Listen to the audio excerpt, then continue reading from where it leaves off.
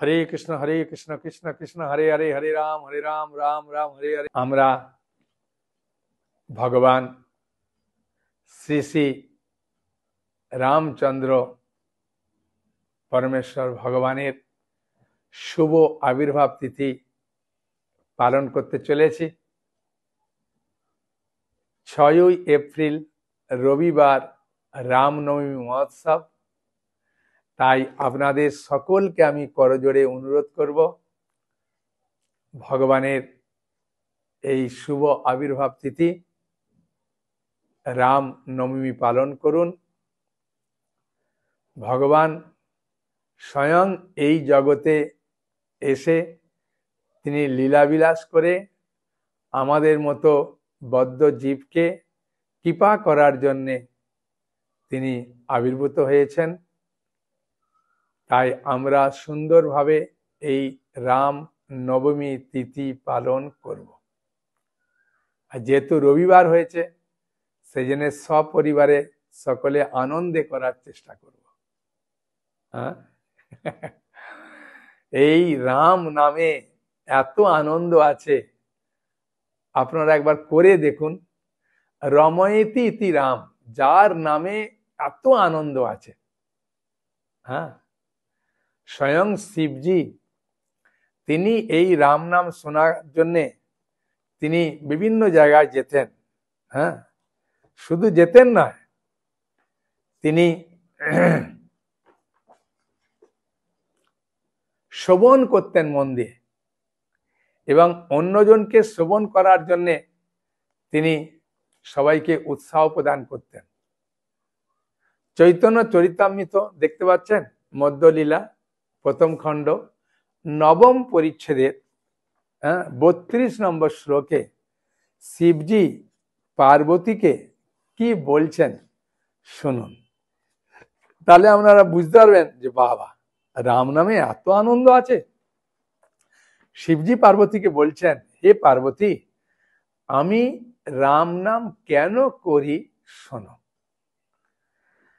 রাম রামেতি রামেতি রমে রামে মনোরমে সহস্র নাম বিস্তুল্যং রাম নাম বরাননে। বরানন মানে হে সুন্দরী পার্বতী, আমি যে এই নাম কেন করি শোনো। রাম রাম বলে মনোরম যে নাম, তাতে আমি রমণ করি, আনন্দ লাভ করি। আর একটি রাম নাম সহস্র বিষ্ণু নামের সমান। সেই জন্যে এই রাম নাম আমরা যখন করব, তখন আমাদের হৃদয়ে আলাদা একটা আনন্দ আস্বাদন করতে পারব। বুঝেছেন, শাস্ত্রে খুব সুন্দরভাবে এর বহু দৃষ্টান্ত দিয়েছেন, কিন্তু যেটা আমাদের প্রয়োজন সেটাই আমি আলোচনা করব। মহারাজ দশরথ তিনি বিভাণ্ড ঋষির পুত্র ঋষ্যশৃঙ্গ মুনিকে নিয়ে যজ্ঞ আরম্ভ করেছেন। ঋষ্যশৃঙ্গ মুনি তিনি অথর্ব মন্ত্র পাঠ করছেন, আর সেই সময় সেই যজ্ঞ থেকে একজন পুরুষ আবির্ভূত হলেন। হ্যাঁ, বিষ্ণুদূত তিনি আবির্ভূত হয়ে একটি পাত্রে পায়েস ছিল, সেই পায়েস নিবেদন করলেন দশরথ মহারাজকে। আর দশরথ মহারাজ সেই পায়েস 3 জন রানীকে তিনি ভাগ করে দিলেন, কৌশল্যা, কৈকেয়ী, সুমিত্রাকে। এবং কৌশল্যার গর্ভ থেকে চৈত্র মাসের শুক্লপক্ষের নবমী তিথিতে দুপুর বেলা ভগবান রামচন্দ্র এই জগতে প্রকট হলেন। যখন যজ্ঞ আরম্ভ হচ্ছিল, সেই সময় ইন্দ্র, চানর, সিদ্ধ, ব্রহ্মা থেকে আরম্ভ সবাই বসে আলোচনা করছিলেন। করতে করতে ব্রহ্মা বললেন যে রাবণ তিনি বরলাভ করার সময় মনুষ্য দ্বারা যে তিনি নিহত হবেন, এটি তিনি চায়েননি, কারণ মনুষ্য জাতিকে তিনি দুর্বল বলে মনে করেছিলেন। তাই ভগবান যদি মনুষ্য রূপে আসেন, তাহলে আমাদের খুব আনন্দ হবে। আর ঠিক সেই সময়তে ভগবান বিষ্ণু তিনি গরুরের পিঠে উপরে বসে এলেন, এসে বললেন আমি 11,000 বছর এই জগতে রাজত্ব করব, বহু অসুরকে আমি নিধন করব, আর জগৎবাসীর আমি কল্যাণ সাধন করব। তোমাদের কোনো ভয়ের কারণ নেই, তোমরা আমাকে সাহায্য করার জন্য বিভিন্ন শরীর ধারণ করো। তাই ব্রহ্মা তিনি জাম্বুবান রূপে এলেন, হ্যাঁ, ইন্দ্র বালি রূপে এলেন, সুগ্রীব সূর্যদেব সুগ্রীব রূপে এলেন, বৃহস্পতি তার রূপে এলেন, বিশ্বকর্মা নল রূপে এলেন, এসে ভগবানের লীলায় সবাই সাহায্য করলেন। তাই ভগবান তিনি এই জগতে যখন এসেছিলেন তখন জগৎবাসীকে শিক্ষা দেওয়ার জন্যে, জগৎবাসীর কি কল্যাণ করার জন্যে তিনি যখন বনবাসে গমন করেছিলেন, তার চরণে একটা কাঁটা ফুটেছিল, আর সীতামা সেই কাঁটাটি যখন তুলে ফেলে দিতে যাচ্ছিলেন, তখন ভগবান রামচন্দ্র বললেন, হে প্রিয় সীতে, যে কাঁটা আমার চরণে আশ্রয় নিয়েছে তাকে তুমি কখনো তুলে ফেলে দিও না। বললেন, প্রভু এই কাঁটা শুধু আপনাকে কষ্ট দেবে, আনন্দ দেবে না। ভগবান বললেন, কষ্ট দিলেও এ তো আমার চরণে আশ্রয় নিয়েছে, একে আমি কি করে তুলে ফেলে দিতে পারি? তাই তুমি আমার চরণে ওই কাঁটাকে রাখো। তাহলে চিন্তা করুন, যে ভগবানের চরণে আশ্রয় নিয়েছে একটা কাঁটা, তাকে তুলে ফেলে দিতে চাই না, আর আমরা যদি তার চরণে আশ্রয় নিই, তিনি তুলে ফেলে দেবেন? দেবেন না। সেই জন্য আমাদের এই রাম নবমী তিথি, ভগবানের শুভ আবির্ভাব তিথি পালন করা উচিত। বুঝেছেন? একজন মহিলা আমাকে হাসতে হাসতে বলছিলেন যে, প্রভু আপনার আগের ক্লাস শুনেছিলাম যে কোনো বাড়িতে যদি আপনি যাবেন কারো জন্মদিনে, তাহলে তো তার সঙ্গে আপনার সম্পর্ক থাকা দরকার, সে আপনাকে চেনে বা আপনি ওকে চেনেন, তবে তো ওর বাড়িতে যাবেন। তা আমরা ভগবানের কাছে যাব, যদি ভগবানের সঙ্গে সম্পর্ক স্থাপন না করি, তাহলে আমরা ভগবান আমাদেরকে চিনবে কি করে? আমরাই বা ভগবানকে চিনব কি করে? আমি বললাম, খুব ভালো।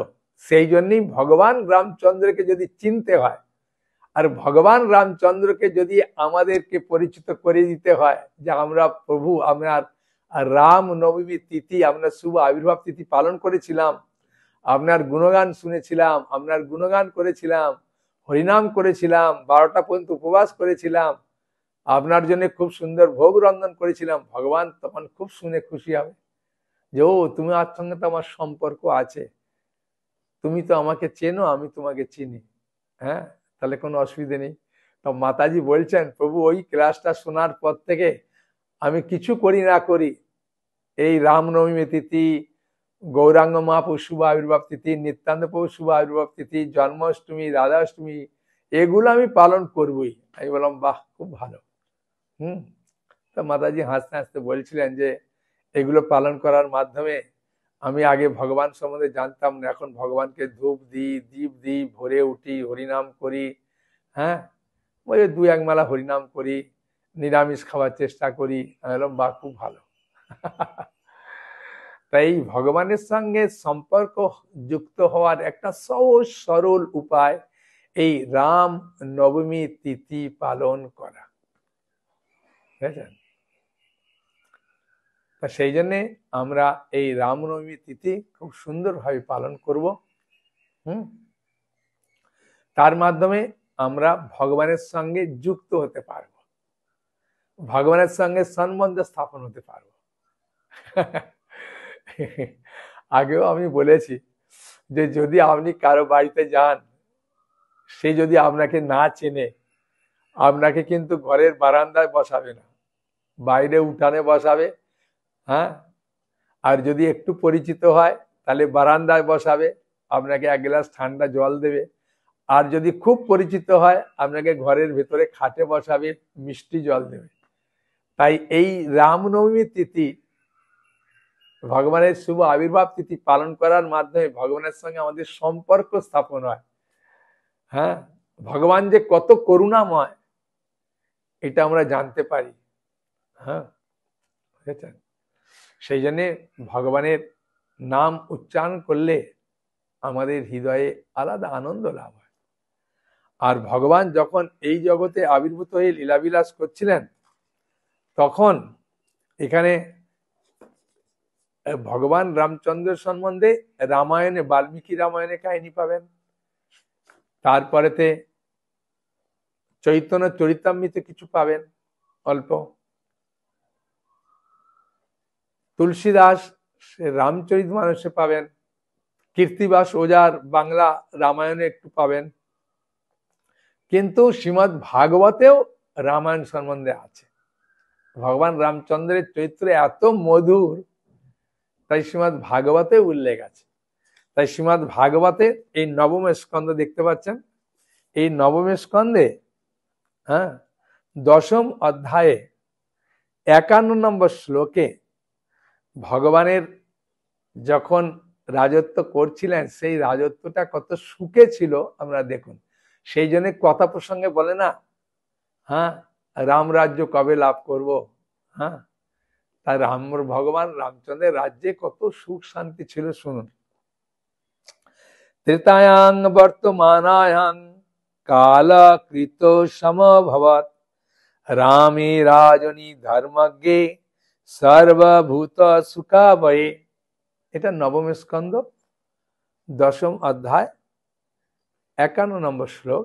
এই শ্লোকের অনুবাদে বলা হয়েছে যে শ্রী রামচন্দ্র রাজা হয়েছিলেন ত্রেতা যুগে, কিন্তু যেহেতু তার শাসন ব্যবস্থা ছিল অত্যন্ত সুন্দর, তাই তখনকার অবস্থা হয়েছিল ঠিক সত্য যুগের মতো। সেখানে সকলেই ছিলেন ধর্মপরায়ণ, সর্বতোভাবে সুখী।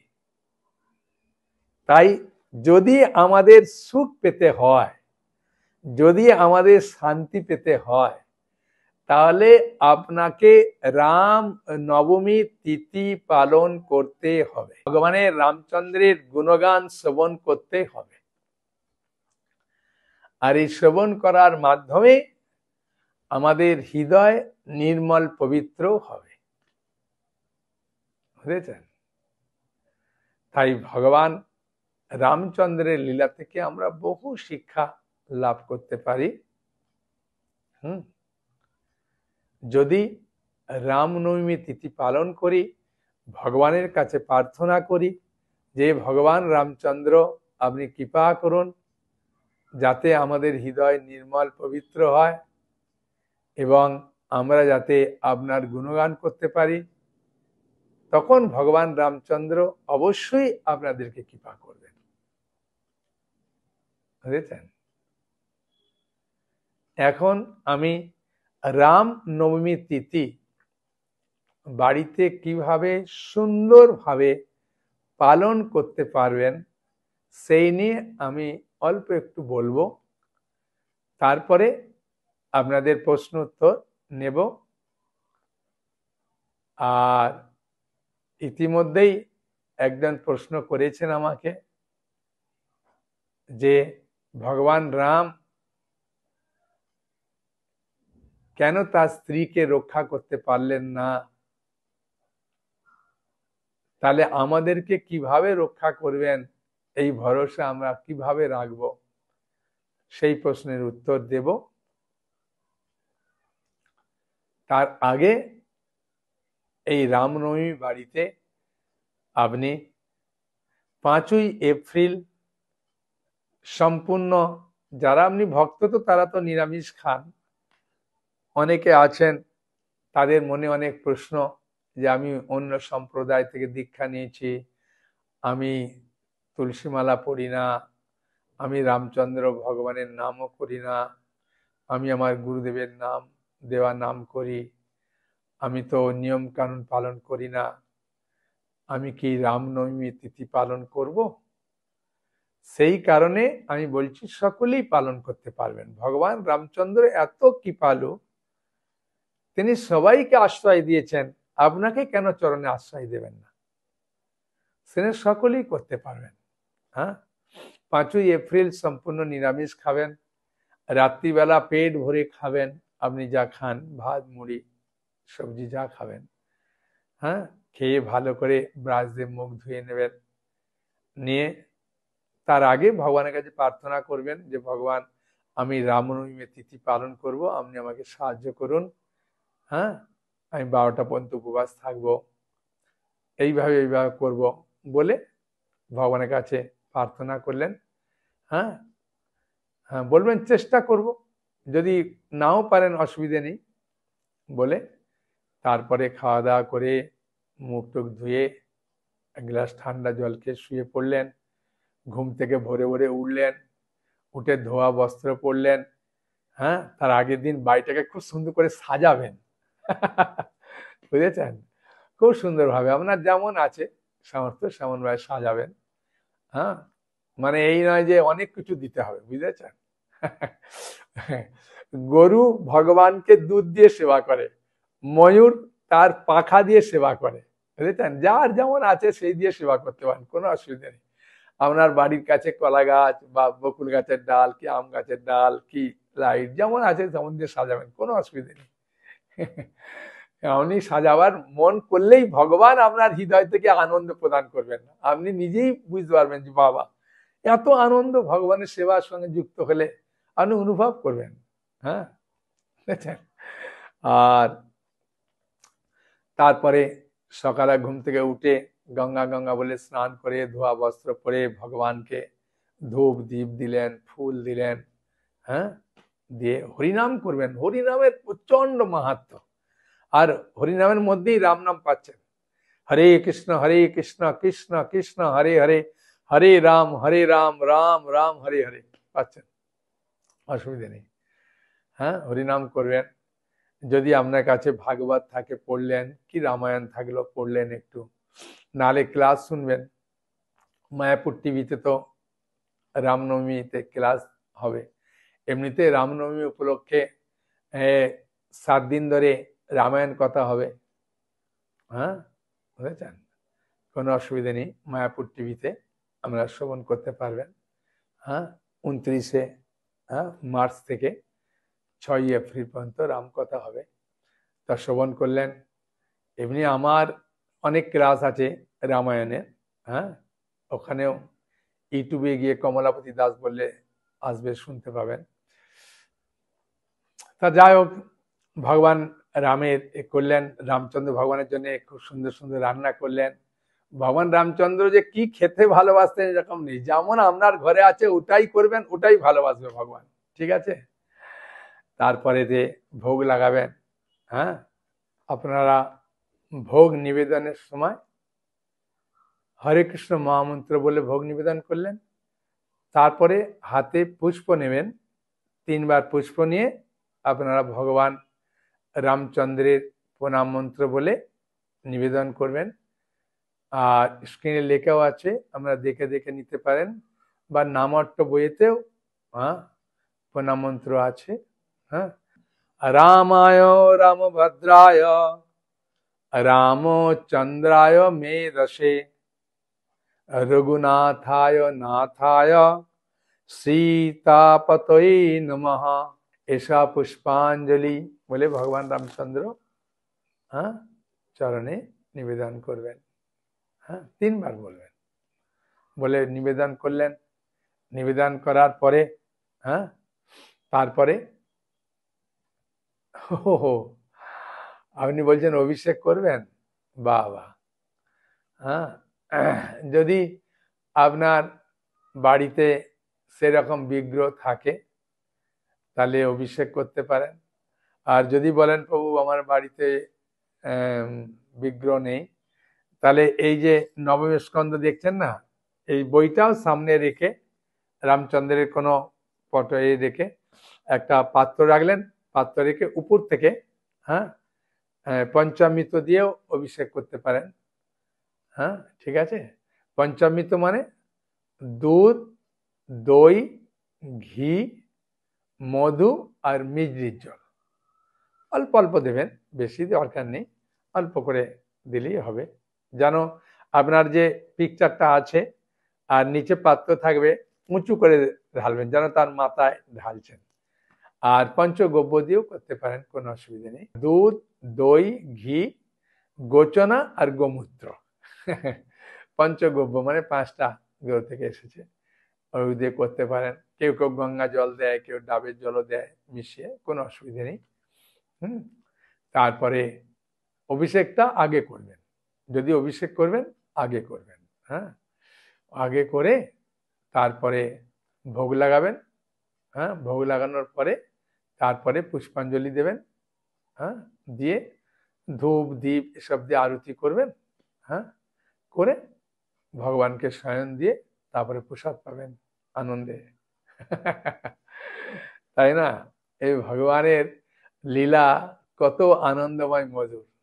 হ্যাঁ, আর ভগবান এই জগতে এসে আমাদের মতো বদ্ধজীবকে যে কৃপা করবেন, হ্যাঁ, তার যদি আমরা শুধুমাত্র লীলাগুলো শ্রবণ করি তাহলে আমরা পবিত্র হয়ে যাব। হ্যাঁ, এখন একজন ব্যক্তি যে প্রশ্ন করেছিলেন তার উত্তর দিই। বুঝেছেন? ভগবান এই জগতে যা কিছু করেন আর যা কিছু কষ্ট মনে আমাদের কাছে মনে হয় কষ্ট পাচ্ছেন, এসব ভক্তের দ্বারা অভিশাপ প্রাপ্ত বুঝেছেন? হ্যাঁ, তা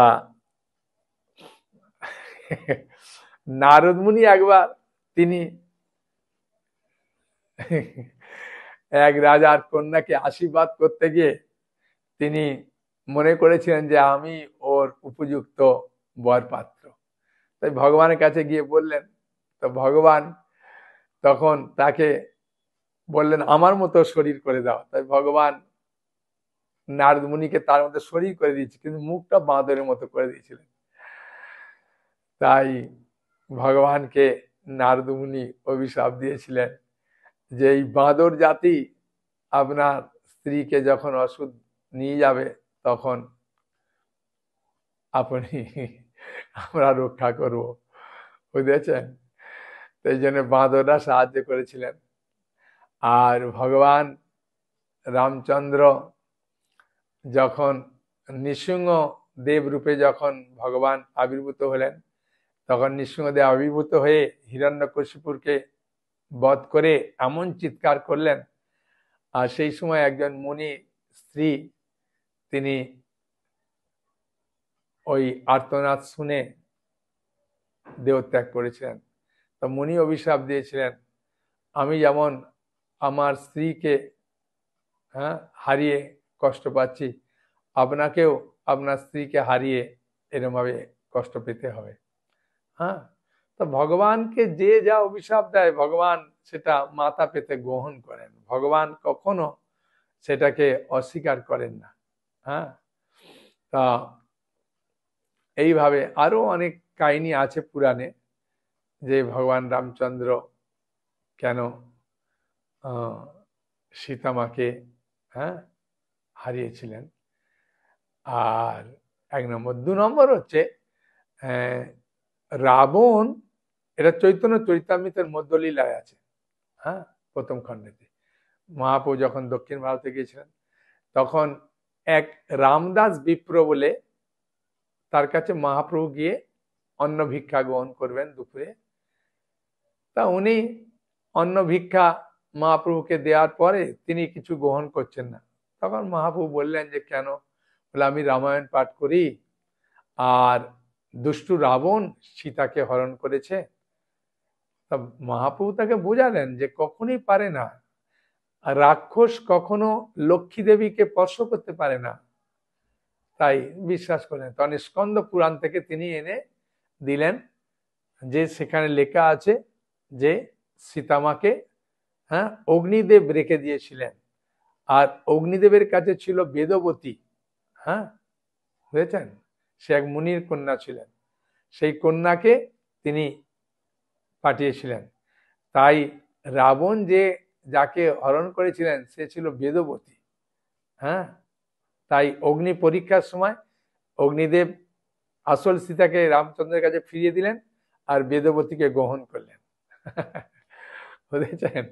এই বেদবতী যেহেতু ভগবান রামচন্দ্রের লীলাতে অংশগ্রহণ করেছিলেন, তখন সীতামা বলেছিলেন যে আমি তো অগ্নিদেবের কাছে ছিলাম, তা বেদবতী তো তোমার সঙ্গে 1 বছর এরমভাবে রাবণের কাছে গেল, এইসব লীলাবিলাস করলো, তাই ওকে পত্নী রূপে গ্রহণ করুন। ভগবান রামচন্দ্র হাসতে হাসতে বললেন, হে প্রিয় সীতে, আমি তো এক পত্নী গ্রহণ করার সংকল্প নিয়েছি, তাই পরবর্তীতে আসবো, তখন আমি তাকে বিবাহ করব। ওই যে পদ্মাবতী, মা পদ্মাবতী যে বালাজি স্ত্রী, তিনি হলেন এই বেদবতী। বুঝেছেন? এরকম অনেক সুন্দর সুন্দর কাহিনী আছে। হ্যাঁ, তা ওই মহাপ্রভু সেটা রামদাস বিপ্রের মাধ্যমে শিক্ষা দিলেন যে আসল সীতাকে রাবণ স্পর্শ করেননি। বুঝেছেন? আর যখন সীতাকে নিয়েও যাচ্ছিলেন, এই বেদবতী যে সীতা রূপ ধারণ করেছিলেন, এরও পেছনে কারণ আছে। বুঝেছেন? এই বেদবতী, হ্যাঁ, তার পিতাকে বলেছিলেন যে আমি ভগবানকে স্বামী রূপে পেতে চাই। তখন তার পিতা বলেছিলেন বেদবতীকে যে তুমি পেতে পারো, কিন্তু এক শর্তে পেতে পারো, তার জন্য তোমাকে তপস্যা করতে হবে। তাই বেদবতী যখন জঙ্গলে তপস্যা করছিলেন, এক পূর্ণিমা রাত্রে আকাশপথে রাবণ যাচ্ছিলেন, এই বেদবতীকে দেখে তার কেশ আকর্ষণ করেছিলেন। আর বেদবতী বললেন, আমি যদি অভিশাপ দিই তাহলে তুমি পুড়ে ছারখার হয়ে যাবে, কিন্তু আমার তপস্যার ফল নষ্ট হয়ে যাবে, তাই আমি তোমার মৃত্যুর কারণ হব।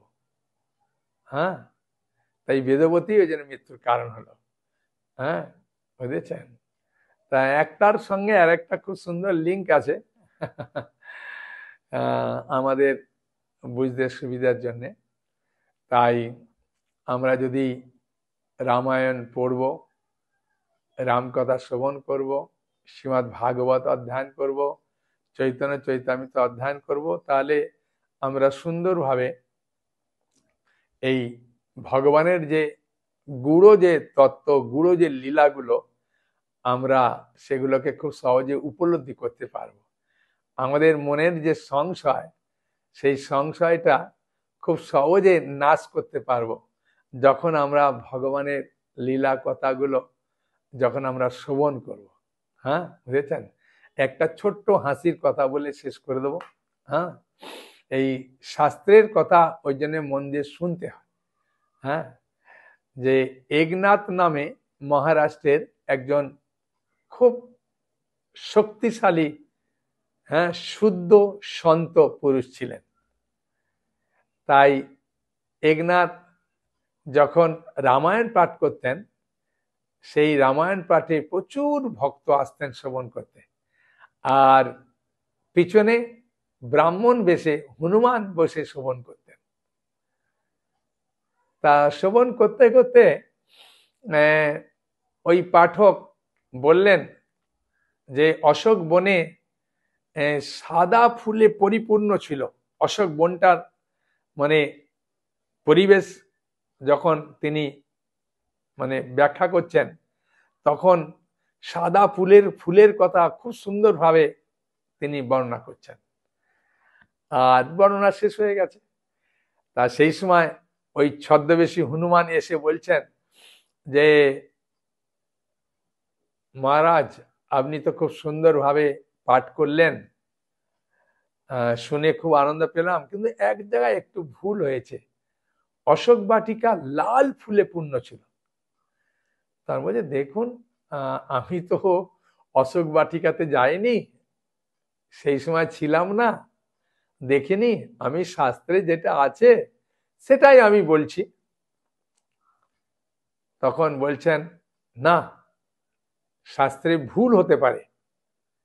বলছে শাস্ত্রে কখনো ভুল হয় না, শাস্ত্রে যেটা লেখা থাকে সেটা সঠিক হয়।